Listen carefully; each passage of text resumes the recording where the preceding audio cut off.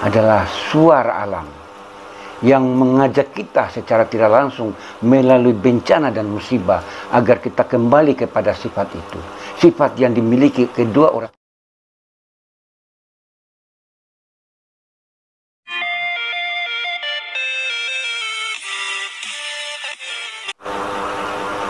Bismillahirrahmanirrahim. Assalamualaikum warahmatullahi wabarakatuh.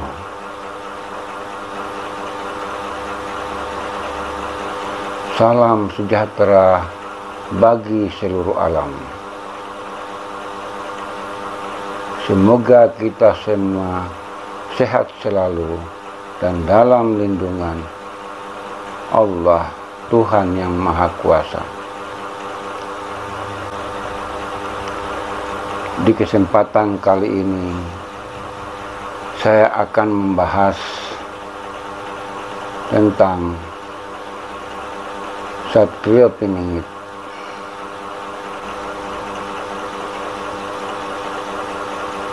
Bila kita melihat di mana-mana saat ini banyak terjadi fenomena-fenomena alam seperti gempa bumi yang masih sering terjadi, banjir bandang, gunung meletus, angin puting beliung, tsunami, kekacauan politik, peperangan, dan lain sebagainya. Kejadian-kejadian ini, kalau menurut saya, seakan-akan bumi ini sudah tidak bersahabat lagi dengan manusia. Kenapa saya katakan tidak lagi bersahabat dengan manusia, sementara banyak makhluk lain di muka bumi ini?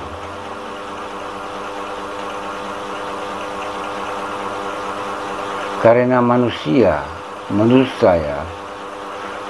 saya adalah makhluk yang paling sempurna di muka bumi ini.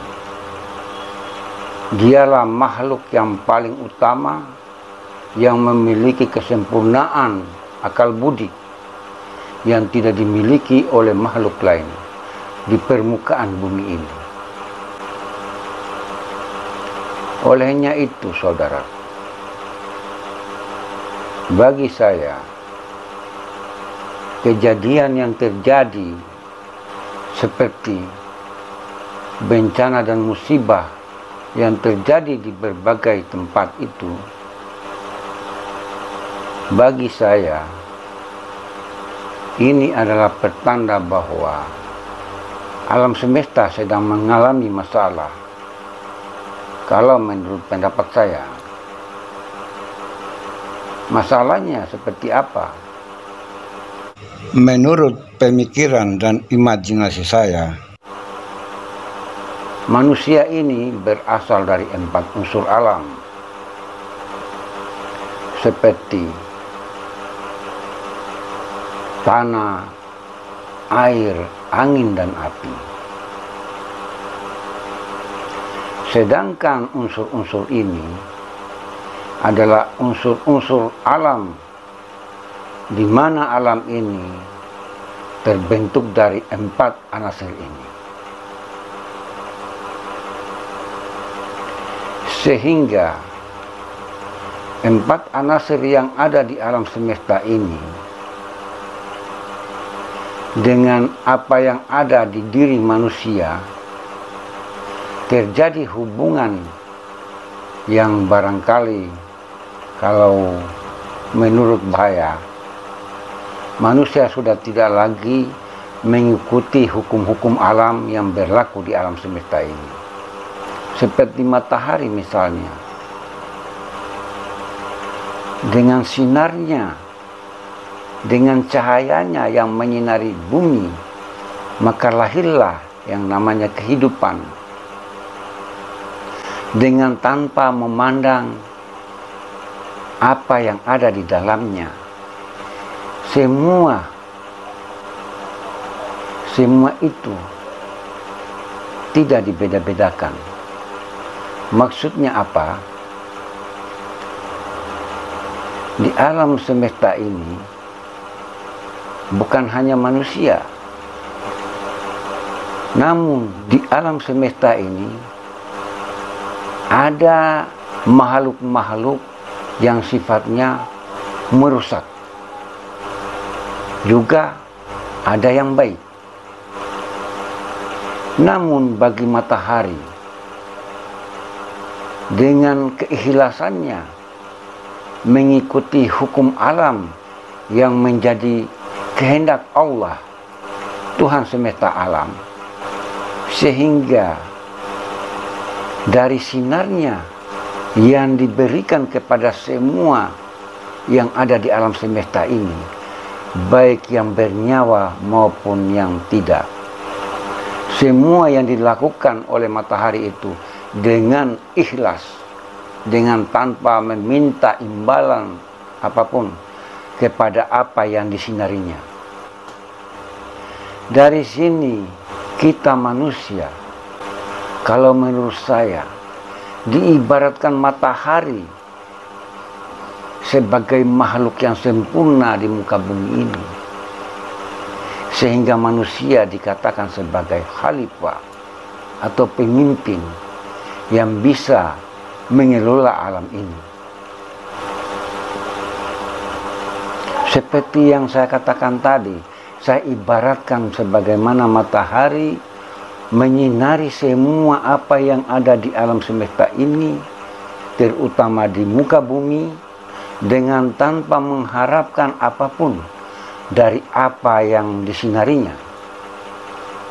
Barangkali di sini manusia yang begitu ikhlas kepada siapapun dengan tanpa mengharapkan apa-apa dari apa yang ada di sekitarnya maupun makhluk-makhluk lain yang ada di muka bumi ini.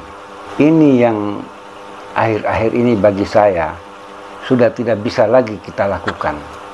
Sifat keikhlasan baik kepada orang tua kita, kakak kita, saudara kita, siapapun yang ada di sekitar kita, dengan tidak memandang agama, golongan, suku maupun ras.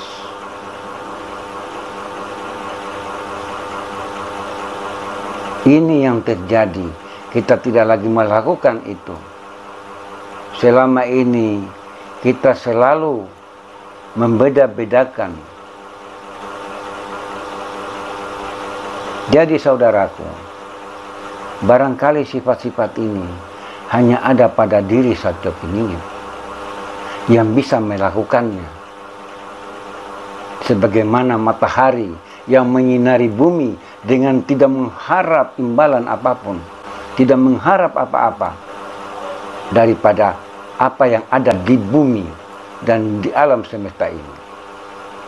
Bagi saya, sifat-sifat ini yang hilang dari diri kita, sehingga alam dengan suara hatinya melalui bencana, melalui musibah seperti gunung meletus, gempa bumi, banjir bandang, tsunami, peperangan, dan lain sebagainya.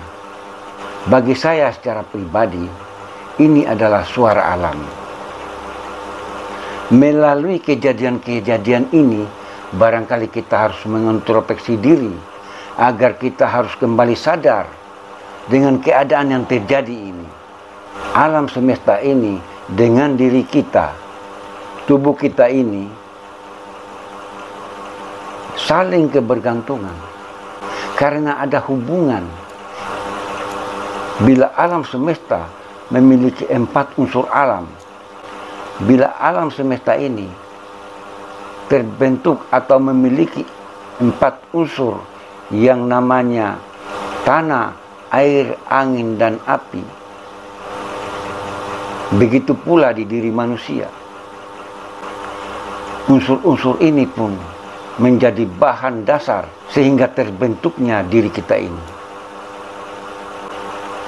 Sebagai contoh, semua yang kita makan, semua yang menjadi kebutuhan kita, semua bersumber dari 4 unsur. Secara tidak langsung bersumber dari 4 unsur itu. Secara tidak langsung sumbernya dari 4 unsur yang saya katakan tadi, yaitu tanah, air, angin, dan api. Misalnya, tanah. Semua yang kita makan selalu ada hubungannya dengan tanah. Semua yang kita butuhkan dalam kehidupan ini selalu berhubungan dengan tanah. Semua bersumber, semua berhubungan dengan tanah. Kemudian, air yang membuat kita bisa hidup. Karena tanpa air, kita tidak bisa apa-apa di muka bumi ini. Begitu pula angin. Tanpa angin atau udara, kita tidak bisa hidup di muka bumi ini. Bisa dibayangkan kalau tanpa udara, berapa lama kita bisa bertahan. Saya yakin, bila tanpa udara atau angin, jangankan 1 jam, 5 menit pun kita tidak bisa mampu hidup di muka bumi ini. Begitu pula api yang bisa mengolah bahan makanan dan lain sebagainya yang kita konsumsi tiap hari. Tanpa unsur ini, kita pun tidak akan bisa hidup. Semua kebutuhan kita yang bisa kita makan dan minum selalu berhubungan dengan api. Maka itu menurut saya 4 unsur ini yang ada di diri kita, juga yang ada di alam semesta, itu saling kebergantungan. Jadi saudaraku, bagi saya secara pribadi, untuk bisa terhindar dari segala macam malapetaka, musibah, bencana, dan lain sebagainya, barangkali kita harus kembali kepada ajaran agama yang di dalam ajarannya mengandung nilai-nilai suci, mengajak manusia agar selalu berbuat yang terbaik di muka bumi ini, baik sesama manusia dengan makhluk yang lain di dunia ini maupun dengan Allah, Tuhan semesta alam, sebagai pencipta alam semesta. Sebab kita ini lahir dari sifat Rahman dan Rahim. Sifat Rahman dan Rahim ini yang menjadi sifat Allah, Tuhan yang Maha Kuasa, yang ditanamkan kepada orang tua kita, yang namanya ibu dan bapak kita. Dengan kasih sayang mereka, maka lahirlah kita. Dengan cinta dan kasih sayang mereka, antara mereka, maka lahirlah kita di muka bumi ini. Jadi sifat Rahman dan Rahim, mengasihi dan menyayangi ini yang barangkali harus kita bangun bersama di antara kita, dengan tidak memandang golongan, agama, suku, dan ras. Saya memandang seperti itu. Dari berbagai macam kejadian-kejadian ini adalah, bagi saya, adalah suara alam yang mengajak kita secara tidak langsung melalui bencana dan musibah agar kita kembali kepada sifat itu. Sifat yang dimiliki kedua orang tua kita. Ini barangkali yang menurut saya kita abaikan. Kita selalu mengutamakan kepentingan diri sendiri di atas kepentingan orang lain atau orang banyak. Kita tidak terlalu peduli kepada sesama yang membutuhkan bantuan kepada kita, yang memiliki sedikit kelebihan.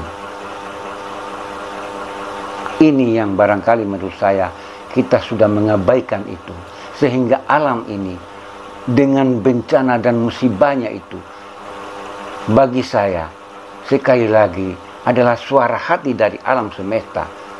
Seakan-akan dengan musibah dan bencana yang terjadi ini mengajak kita agar kita sadar, kita kembali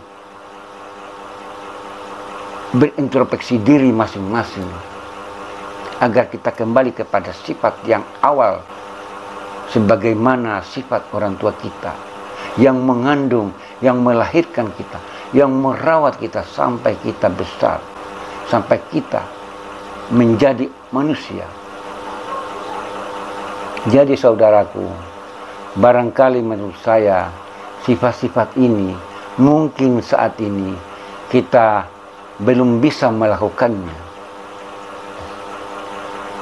Jadi saudaraku, menurut saya sifat-sifat ini hanya bisa dilakukan oleh satu peningit, saudaraku. Namun demikian, kita pun jangan menyerahkan semuanya kepada beliau. Kita pun harus berusaha semaksimal mungkin agar kita harus berbuat yang terbaik di muka bumi. Barangkali dengan demikian alam ini bisa kembali bersahabat dengan kita. Sebab seperti yang saya katakan tadi, menurut saya alam semesta ini dengan diri kita itu bagaikan sesuatu yang tidak bisa terpisahkan. Saling kebergantungan, saudara.